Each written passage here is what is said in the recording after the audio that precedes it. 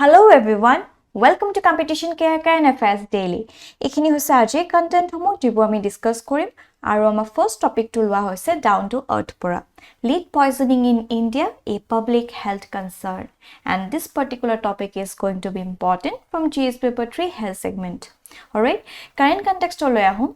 So basically Center for Science and Environment তেওঁলোকে এটা article আগবঢ়াইছে য'ত তেওঁলোকে হাইলাইট কৰিছে about the lead poisoning ঠিক আছে আৰু কেনেকৈ এই lead poisoning টো ইমান বেছি significant public health issue হৈ পৰিছে ভাৰতত right য'ত millions of children and adults are affected ঠিক আছে এতিয়া আমি যদি Center for Science and Environment যদি চাও এটো গভৰ্নমেন্ট অৰ্গানাইজেচন নহয় alright so এটো এটা হৈছে Center for Science and Environment is a not for profit public interest research and advocacy organization based in New Delhi ঠিক আছে which was founded in 1980 alright ঠিক আছে এটা আমি যদি এই লিড পয়জনিং এর বিষয়ে আৰ্টিকেলৰ বিষয়ে যদি আৰু অলপ ভালকে চাও আমি গম পাম যে lead poisoning turning out to be a serious health concern in India right কোনে শুনিছে নো লিড পয়জনিং এর কথা সাধাৰণতে ব্ল্যাক আনহাৰ্ড হৈ গুছি যায় but this is turning out to be a very much serious health concern alright so as per World Health Organization the lead metal can be ingested through the mouth inhaled through the respiratory system or absorbed by the skin দেখিছেনে কিমান বেছি harmful হয় ingested তো কৰিব পৰা যায় মুখেৰিও গুছি যায় ইনহেল ৰাই আমাৰ উশাহ নিশাহ কৰোঁতে আসলে থ্ৰু ৰেসপিৰেটৰি সিস্টেমটো আমাৰ বডিত এবজৰ্ব হৈ যায় লগতে উইথ দ্য স্কিন অলসো আসলে এই লিড টু এবজৰ্ব হৈ যায় আমাৰ বডি ঠিক আছে সো এই ধৰণে আমি গম পাইছো যে লিড টু কিমান বেছি হানিকাৰক হয় So the think tank has highlighted how lack of screening system, inability to determine source of exposure and lax implementation of safety norms have compounded the problem in India. ঠিক আছে? So basically is a lead poisoning to কিয় ইমান বেছি বৃদ্ধি পাইছে তাৰ আৰত যদি আমি চাও মূল কেটামান উৎস হৈছে যে lack of screening right lack of screening system নাই ইমান ভালকে আমাৰ ইমান robust নহয় so inability to determine source of exposure right কৰ পৰা actually উলাই আহিছে কোপাই বেছিকে আসলতে এই লিড টু এক্সপোজ হৈছে হেখিনি ডিটারমিন কৰিব নোৱাৰে আৰু ইমপ্লিমেন্টেশন অফ সেফটি নৰ্মস ইমান ভালকে নহয় ইয়াৰ ফলতে আসলতে এই লিড পয়জনিং টু বহুত এটা ডাঙৰ সিৰিয়াস হেলথ ইস্যু হৈ পৰিছে alright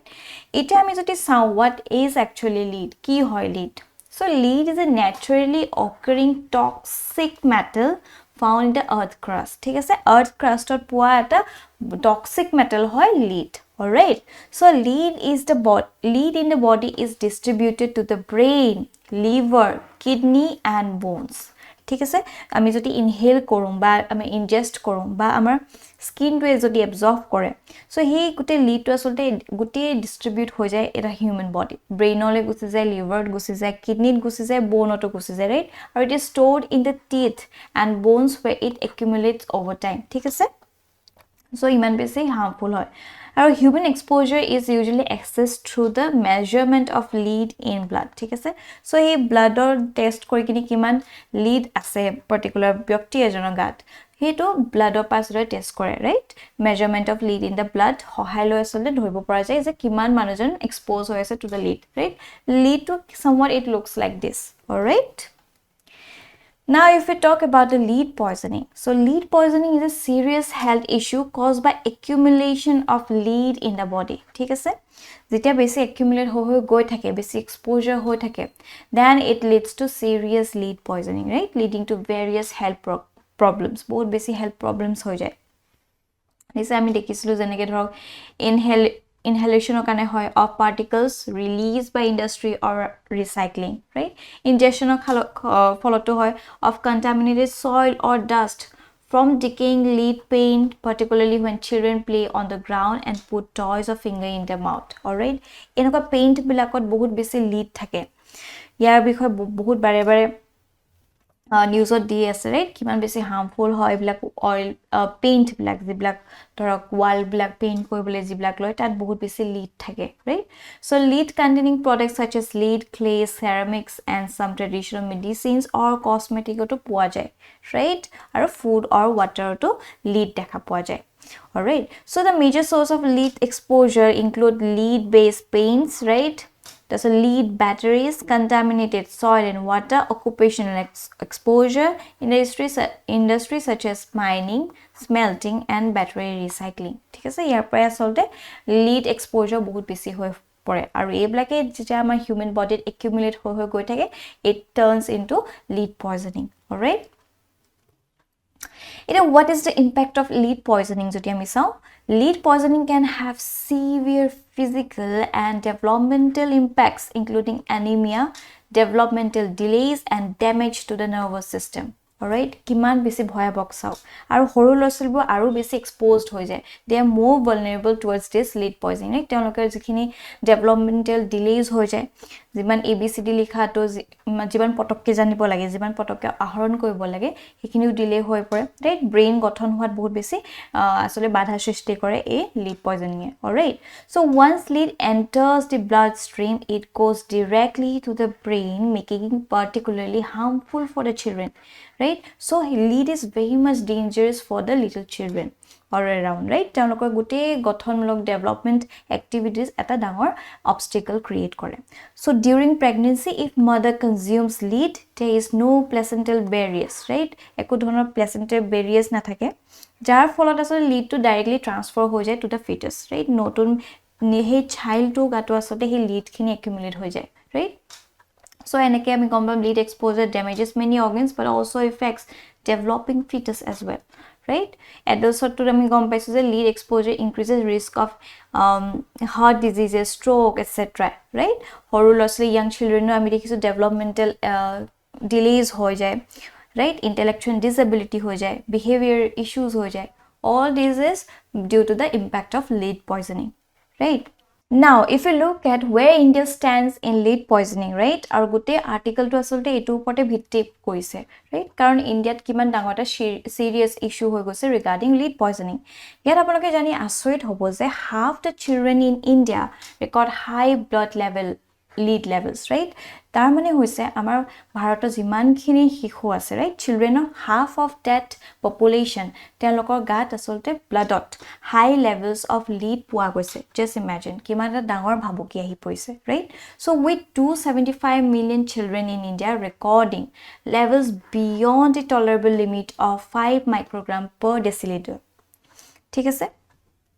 so etu he ta tolerable limit kintu yat ko asole high levels ot pua goise. So adults are also affected with Bihar, Uttar Pradesh, Madhya Pradesh, Jharkhand, Chhattisgarh and Andhra Pradesh,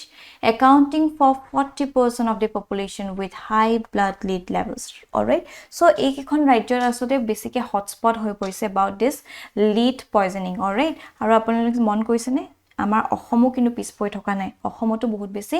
lead poisoning দেখা পোৱা গৈছে. Alright, so lead toxicity in India contributes to 4.6 million disability adjusted life years and 165,000 deaths annually. So ইয়াৰ পৰা আমি গম পাইছো কিমান এটা serious concern হয়, right, this lead poisoning. So he khetot government ki initiative anise to address this issue. Ya joti sao in 2013 the Ministry of Environment and Forest, right, Environment and Forest anise issue a notification that banned the import of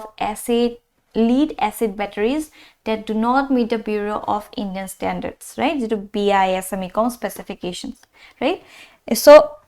যেটো MOEF ফালৰ পৰা এটা issue notification issue কৰিছে য'ত তেওঁলোকে ban কৰিছে the import of lead acid batteries jiblak bharator BIS specification অন্তৰ্গত align হোৱা নাই. Alright, দ্বিতীয়টা আনিছে National Health Mission. তেওঁলোকে আনিছে যে it was initiated by the government to provide comprehensive healthcare service including screening for lead poisoning and treatment. Right, আমি যেটা highlights বিলাক চাইছিল about this article গম পাইছো screening or যিখিনি robust screening নোহোৱাৰ বাবে আসলে বেছি বাহি কৈ আছে lead poisoning. Right, so he khetot NHML loinise je eta comprehensive health service provide kora uporiu eta screening for lead poisoning and treatment for affected individual kora hobo. Thik ase, so lead battery waste management rules 2016 or ona hoise. So it was formulated by Ministry of Environment, Forest and Climate Change, right, MOEFCC jitu hoy, to regulate the disposal of lead acid batteries and promote their recycling in an environmental safe manner. right? That's আৰু এটা আনা হৈছে National Program for Health Care for the Elderly, ঠিক আছে? ডাঙৰ ব্যক্তিসকলৰ কাৰণে আনিছে so it was launched by the government to provide healthcare services to the elderly population who are particularly vulnerable to lead poisoning. Alright, so এইকেইটা কেইটামান হৈছে government initiative ইয়াৰ উপৰিও আমি নিজেও আমাৰ ফালৰ পৰা সতৰ্ক থাকিব লাগিব we should be individual levelত আসলতে অকমান ৰেসপন্সিবল হোৱা উচিত ঠিক আছে কি ইউজ কৰিছো কেনেকুৱা কৰিছো আৰু আমি যিমানখিনি জানো হিমানখিনি আসলে লোককো এৱেৰনেছ এটা দিয়া প্ৰয়োজন ৰাইট তেতিয়া আমি একেলগে মিলি এইখিনি ৰুট কৰিব পাৰিম alright So, a particular topic to উপৰত ভিত্তি কৰি এটা prelims based question আনা হৈছিলে G2 UPSC ত সুধিছিলে in 2012 right so সেই ক্ষেত্ৰত আপোনালোকে এই questionটো attempt কৰি চাব Now moving forward our next topic is taken from the Hindu the Special Marriage Act of 1954 right and this particular topic is important from GS paper 1 society সন্দৰ্ভত লগতে GS paper 2 polity to এটা important topic হয় ঠিক আছে So current context to hoise recently famous actor got married under Special Marriage Act of 1954 right মানে Swara Bhaskar তেওঁ recently বিয়া পাতিছে এই ক্ষেত্ৰত এই যেটো Special Marriage Act to বহুত বেছি নিউজত আছে ৰাইট এই ক্ষেত্ৰত আমি জানি থটো ভাল যে কি হয়নো actually Special Marriage Act of 1954 alright so it was passed by parliament on October 9 1954 ঠিক আছে পাৰ্লিয়ামেন্টে পাস কৰিছিলে 9 অক্টোবৰত in 1954 alright so it is a legislation made to validate and register interreligious and intercaste marriage in India ঠিক আছে so কিতেবা কি হয় কোনবা এজন হিন্দু আছে কোনবা এজন মুসলিম আছে ৰাইট তেওঁলোকৰ যদি কোনবা বিয়া পাতিব বিচাৰিছে হয়তো তেওঁলোকৰ নিজৰ ৰেসপেক্টিভ ৰিলিজিয়াস অথৰিটি সকলে যদি মানিব নিবিচাৰে ৰাইট এটো আমাৰ মতে নহব এনেকে নহব অসম্ভৱ কথা তেতিয়া আসলে কোনবা এজনটো ভ্যালিডেট কৰিব লাগিব এখন বিয়া ৰাইট সো হে ক্ষেত্ৰত এই স্পেশাল ম্যাৰেজ এক্ট খন আগবঢ়োৱা হৈছে সো দ্যাট এনেকুৱা লোক সকল যোনে ইন্টাৰ ৰিলিজিয়াস বিয়া পাতে বা ইন্টাৰ কাষ্ট ম্যাৰেজ কৰে তেওঁলোকৰ বাবে এটো লোৱা নিছে to give them A validation right আৰু এই ম্যাৰেজ এক্টৰ অন্তৰ্গতে তেওঁলোকে বিয়া পাতে so it allows to individual to solemnize their marriage through a civil contract all right so civil contract or সহায় লৈ তেওঁলোকে বিয়া পাতে no religious formalities are needed to be carried out under the act ঠিক আছে so এই act খনৰ অন্তৰ্গত কোনো ধৰণৰ religious formalities নাথাকে যেটো মই আগতেও কৈছো religious যিখিনি respective religious authorities সকলে হয়তো নামানিব পাৰে হে বিয়াখন ৰাইট হে ক্ষেত্ৰত এই civil contract টো লৈ আনা হৈছে so this act includes Hindus Muslims Christians Sikh Jains and Buddhist marriage all right so এই ক্ষুদ্ৰ details বিলাক important হৈ পৰে হয়তো কিবা যদি বেলেগ দিতে পাৰ্সিজো আছে তেতিয়া আমি গম পাম পাৰ্সিজ ইয়াত ইনক্লুডেড নাই ৰাইট হিন্দুস আছে মুসলিমস আছে খ্ৰীষ্টিয়ানস আছে শিখ আছে জেইনস এন্ড বুদ্ধিষ্ট ৰাইট সো এই কিটা আসলতে ম্যাৰেজ ব্লাক ইনক্লুড হয় আন্ডাৰ স্পেশাল ম্যাৰেজ এক্ট অফ 1954 অন্তৰ্গত অলৰাইট ইট ইজ ইয়াৰ কথা যদি আমি চাও আৰু অলপ ভালকে the consenting couple right জুনে বিয়া পাতিব লৈছে তেওঁলোকৰ এটা বয়সৰ সীমাও দি দিয়া হৈছে যে যদি তেওঁ মেন হয় মেনৰ কাৰণে 21 years above হ'ব লাগিব আৰু for women it should be above 18 years right so এনে সাধাৰণতে ধৰা হয় ঠিক আছে ইয়াৰ ক্ষেত্ৰত মুসলিম ল অকমান বেলেগ হয় তেওঁলোকৰ যেতিয়া পিউবাৰ্টি হিট কৰে immediately that particular girl is eligible for marriage alright কিন্তু আমি দেখিছো বেলেগ ব্লাকৰ সাধাৰণতে 21 আৰু 18 years ৰখা হয় alright so ইয়াটো স্পেশাল ম্যাৰেজ এক্ট অন্তৰ্গত এই particular age to ৰখা হৈছে right so who were going to get married have to provide a 30-day notice at the marriage register office ঠিক আছে so কোনবাই যদি এই স্পেশাল ম্যাৰেজ এক্ট অন্তৰ্গত বিয়া পাতিব বিচাৰিছে তাৰ পূৰ্বে আসলে 30 দিনৰ আগতে এটা নোটিস দিব লাগে ঠিক আছে আৰু প্ৰভাইড কৰিব লাগে তেতিয়া after 30 days they can get married if there are any objections raised then marriage register will investigate the objection ঠিক আছে so হি যেতে নোটিস to পঠায় সাধাৰণতে হি marriage register officer পা নিজৰ ৰেসপেক্টিভ ঘৰৰ মানুহলে এটা নোটিস পঠায় ঠিক আছে তেওঁলোকে যদি অবজেকশন দিয়ে বা কিবা কৰে তেতিয়া আকৌ এইটো কুতে ইনভেষ্টিগেট কৰে ৰাইট মেৰিজ ৰেজিষ্ট্ৰাৰ তেখেতে নিজৰ ফালৰ পৰা ইনভেষ্টিগেট কৰিব দা objection Right? So this act applies not only Indian citizens, এইটো important দেই, অকল ভাৰতৰ citizens নহয়, but who belong to different castes and religions, but also to Indian nationals who live abroad. ঠিক আছে? So যোনে বাহিৰতো থাকে, ইণ্ডিয়া বাহিৰতো থাকে, তেওঁলোকৰ কাৰণেও আচলতে this act will be applicable. Alright? আৰু লগতে আপোনালোকক জনাই থওঁ যে recently in January 2021, the Allahabad High Court ruled that couples seeking to solemnize their marriage under the Special Act of 1954 can choose not to publish the mandatory 30-day notice of their intention to marry. ঠিক আছে? ইয়াৰ যেনেকৈ 30 দিনৰ আগতে এটা notice দিব লাগে। So সেই ক্ষেত্ৰত এটা নতুনকৈ লৈ আনিছে ইন আলাহাবাদ হাই কোৰ্টে যে তেওঁলোকে সেই 30 days নোটিচটো প্ৰভাইড নকৰিলেও হ'ব। অলৰাইট? কাৰণ ক'বাত নহয় ক'বাত কাৰোবাৰ জীৱনৰ ভাবুকি আহি যায়, কিছুমান অনাৰ কিলিং হৈ যাব পাৰে, ৰাইট? বহুত কথা আহি যায়। চ' সেইবিলাকৰ ওপৰত ভিত্তি ৰাখি আৰু সেই প্ৰাইভেচিটো মনত ৰাখি এনেকুৱা ধৰণৰ ষ্টেপ লৈছে। অলৰাইট? কোনে আনিছে এইটো? আলাহাবাদ হাই কোৰ্টে লৈ আনিছে। ঠিক আছে? অলৰাইট। আৰু লগতে আমি যেটো দেখিছো ইন্টাৰফেইথ ম্যাৰেজ, মই অলৰেডি পাতিছো কেনেকৈ বেলেগ বেলেগ ৰিলিজিয়াছ ফেইটৰ মানুহে বিয়া পাতে। সো এই যদি আমি টেকনিক্যাল ডেফিনিশন যদি চাওঁ, so it simply means the matrimonial relation between individuals who follow different religious faith. ঠিক আছে? So marriage between the same faith has been governed by the Hindu Marriage Act of 1955, Muslim personal law. ঠিক আছে? So যদি same faith হৰে হয়, হিন্দু মাজতে হয়, তেতিয়া এইবিলাক হিন্দু ম্যাৰেজ এক্টৰ অন্তৰ্গতত আহি যায়, আৰু বাকি মুছলিমৰ ভিতৰ যদি হয় তে মুছলিম পাৰ্সোনাল ল ভিত্তিত আহি যায়। ঠিক আছে? But to rectify and include interfaith marriage, the center passed the Special Marriage Act of 1954, right? He special ote ami gom pai goisu se eto kon belekotke special hoy, that is because yet interfaith marriages bla help hobo. ঠিক আছে? So Special Marriage Act consider interfaith marriages as secular. All right? So yapa amar hikini clear hol. ঠিক আছে? Now moving on to our next topic, it is taken from the Assam Tribune. India-US cooperation on civil nuclear energy, and this particular topic is important from GS paper 2 international relations sandarbot logote GS paper 3 security khetrotu etu eta important topic hoy, right? Security and energy khetrot. All right, so current context to jodi ami sao 2008 sonot asolte India aru United States of America teloke eta historic agreement sign koisle, ঠিক আছে, যাৰ নাম হৈছে India US Nuclear Cooperation. But আমি দেখিছো as time pass হৈছে আৰু আজিৰ দিনত যিখিনি গোটে গ্লোবাল এটা অৰ্ডাৰ হৈ আহিছে, ৰাইট? যিমানখিনি ইভেন্ট হৈ আছে গ্লোবালি, সো হেবিলাক এটা কোৱাইট চ্যালেঞ্জিং হয়। আৰু এই যেটো ইন্ডিয়া US Nuclear Cooperation আসলে হেতু আজিৰ দিনত মানে ইমান বেছি প্ৰ্যাকটিক্যাল হৈ থকা নাই, ৰাইট? ইমান বেছি ডাইনামিক নহয় to tackle this current situation, whatever is happening in this world, right? So at a phase with growing global concern about energy security as a result of Ukraine conflict, India and United States are taking a fresh look at exploring practical cooperation in the civil nuclear energy sector, right? So the next coming years is going to be about energy, right? Energy at a transition no bisai ase, energy hokoloke lage tite ha agbahibo paribo, right? He khetrot এই যেটো 2008 or India US Nuclear Cooperation hasle hetu aru besi robustly aslte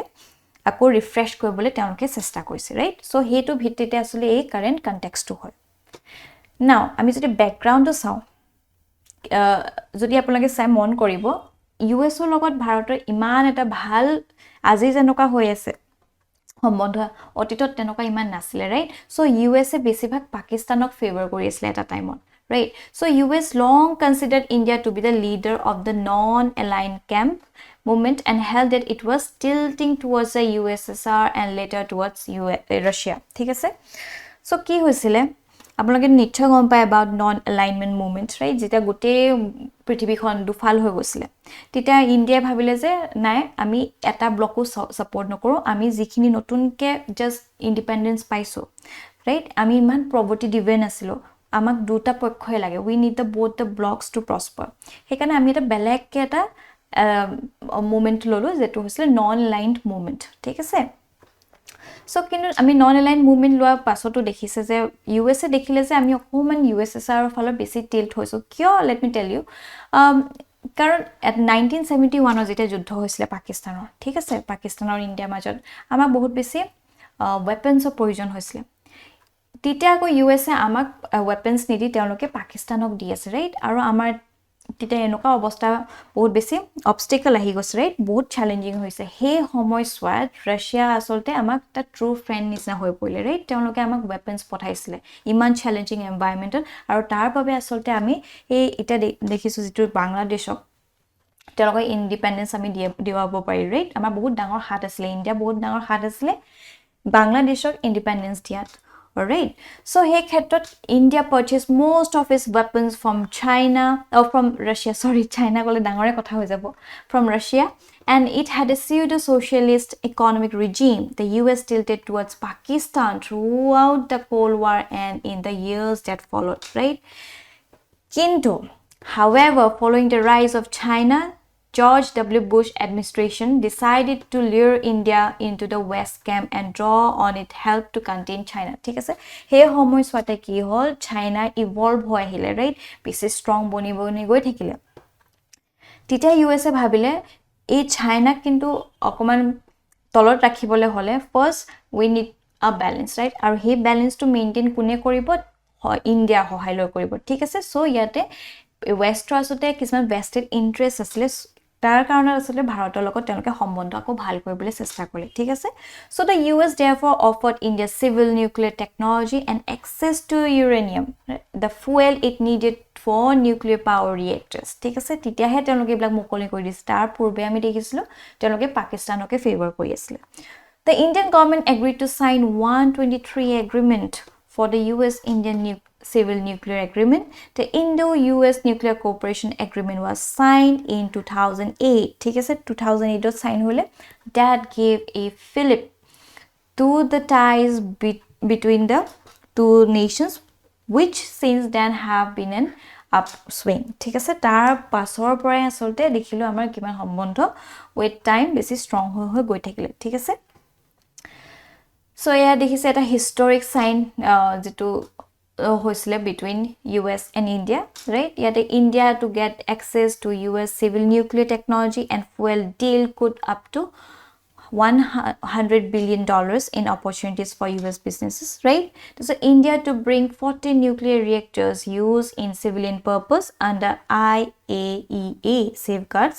8 military plants to remain off limits. Right a black sub kora hol ঠিক আছে so a যেটো Indo US nuclear deal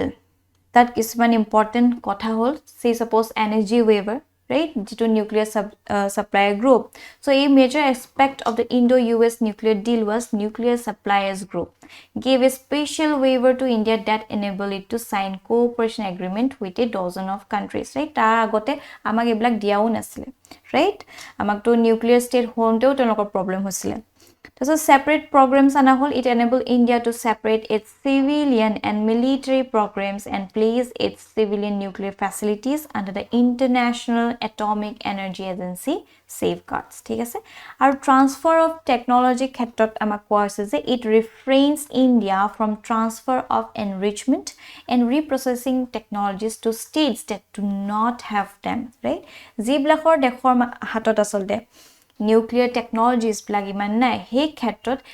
ভাৰতে আকৌ দিব নোৱাৰে right একো ধৰণৰ তেওঁলোকক নিউক্লিয়াৰ